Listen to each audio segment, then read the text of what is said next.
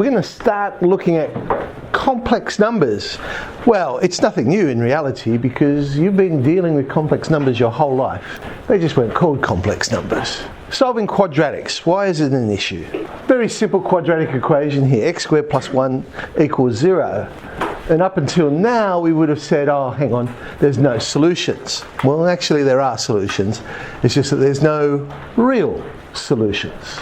So in order to actually go and solve this, we define a new number. You see, that's what we do in maths. When we come up with a problem, we go, okay, let's create a new number. That's how fractions came about. Once upon a time, you'd say, oh, 3 divided by 4, well, you can't do it because 4 doesn't go into 3 and we'll stop there. But then they came up with this idea of fractions and you could keep going. Once upon a time, the idea of negative numbers was crazy. So you'd go 10 minus 12. Oh, well, you can't do that. And then someone thought of this idea, well, hang on, how about we have negative numbers? It allowed us to move forward and do more maths. Well, it's the same idea here. So our new number that we're going to define, we need to solve this problem. So we create this new number, which is actually a letter, I.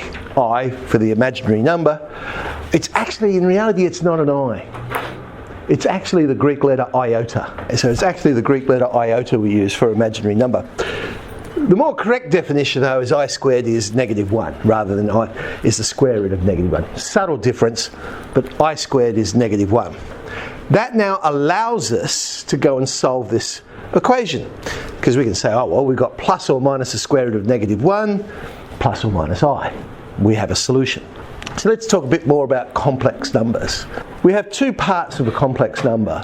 We have a real part and an imaginary part. Our definition here, or our notation, real part, very simple, RE, imaginary, IM, and the answer is X and Y. Notice the imaginary part is not IY, it's just Y. It's the imaginary part. I is telling us it's the imaginary part.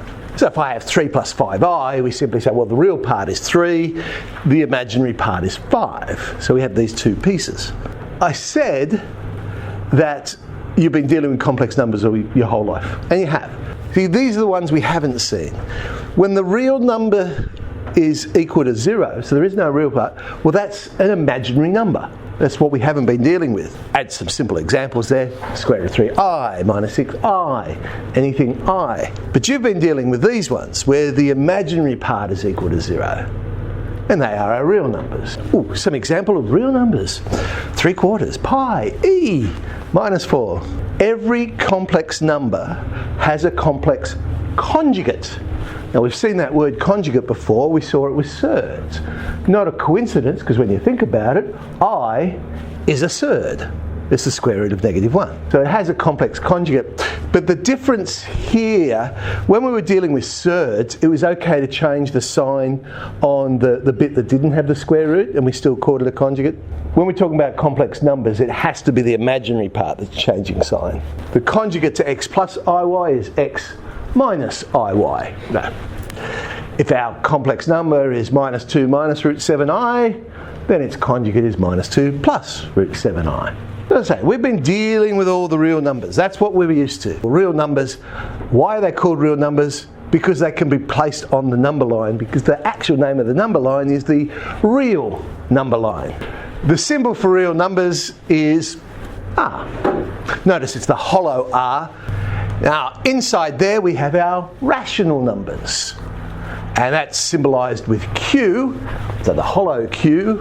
Why Q? Because Q stands for quotient, and we know rational numbers are those numbers we can write as fractions. Then of course we have irrational numbers. Now there's not really a notation for irrational numbers, so you could write it like that, R backslash Q. So that backslash just basically means not including. So it's the real numbers, but not including the rational numbers. You're left with irrational. Inside our rational numbers, we have the fractions, and yes, technically all rational numbers are fractions, but by fractions, I mean the ones that we can write, but we can't break it down to be a whole number. So I wouldn't call 4/1 a fraction, because you make that 4. Then we have the things that then are not fractions, whole numbers, or the fancy word we use is integers. The symbol for integers is Z. YZ, well, that's because of the German word for integer, which is Zahlen. Now, inside the integers, we have the natural numbers, or sometimes we call them the counting numbers, and that's symbolized with n. And then we have this wonderful set which just has one thing in it. Well, when you think about it, it actually has nothing in it because it's 0. So 0 sort of sits there. And overlying all of those, we have the negative numbers. You can have negative fractions, you can have negative integers. You don't have negative natural numbers, of course, so it doesn't overlap there. Do you have negative 0? Well, we tend to say no, but I mean negative 0 is still 0. And of course you could have negative irrational numbers as well. That is what we've been dealing with, but what I'm really saying to you is, no, you've been working with complex numbers. That set of real numbers just sits inside the set of complex numbers. So everything will be written as x plus iy, hollow c for the complex numbers. So our real numbers is when y equals 0, our imaginary numbers over here, and inside the imaginary numbers, they're all the ones where the real part is equal to 0. But the thing with imaginary numbers, you can't order them. You can't place them on the real number line. So therefore you can't order them. Oh, and of course, what else sits in this set? Well, they're the ones that are the mixture of the two, I guess. So if you had 3 plus 5i, well, it's not an imaginary number, and it's not a real number, it's a mixture of the two. Sometimes you see imaginary numbers called pure imaginary numbers. So I just highlight that it's just imaginary, there is no real part to it. Okay, so how do we play with our complex numbers? And because we know how to deal with surds, and that imaginary number is a surd, we really know how to do this. So if I add them, well, you could also think of it like algebra, I suppose, like terms. Minus 4 minus I. You see, you have to add the real part with the real part and the imaginary part with the imaginary part, because if you go back to those sets, the real numbers and the imaginary numbers, there is no point of intersection. So therefore, when I'm adding, I just add the real part with the real part and the imaginary part with the imaginary part. So I get minus 4 minus I. Subtraction, of course, is the same as well, just like algebra. Multiplication, it becomes like one of our binomial expansions. The difference is, of course, we can go a little bit further, because when we do our binomial expansion on this, we get minus 6i squared. You don't necessarily write that down. You sort of go, oh, hang on, but I know I squared is negative 1, so in reality I have plus 6 there. And then you do your calculation, minus 26 plus 32i. Division's interesting. This is where we realise the denominator. Now with surds we normally rationalise the denominator, but now what we're doing is we're trying to turn it into a real number rather than a rational number. How do we do it? Well, same as we did with surds, we multiply by the conjugate. If I do that, on the bottom I get the difference of 2 squares, but when I'm dealing with an imaginary number there, it actually becomes the sum of 2 squares, because we'll get minus something I squared. The I squared is negative 1. So I end up with 64 plus 4 on the bottom of the fraction there. Why? What's the point of doing that?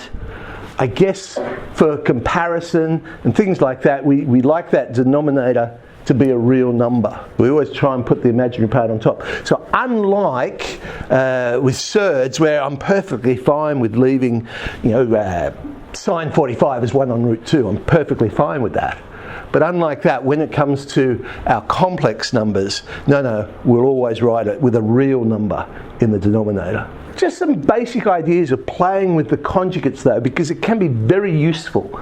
Now, the first thing we see here is, if I want to find the conjugate of 2 added together, again, I could do it in any order. So I could find the conjugates of each one first, then add them together, or I could add them together, then find the conjugate. I'll get the same answer. Same is true for multiplication. Same is true for division. This one's very useful. That's the one that's saying, hey, multiply a number with its conjugate, you get the sum of 2 squares.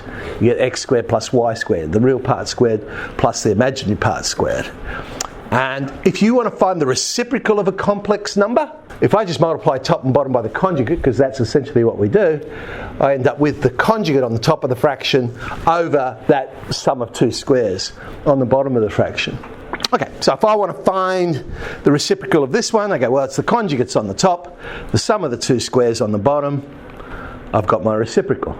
Solving equations then with complex numbers.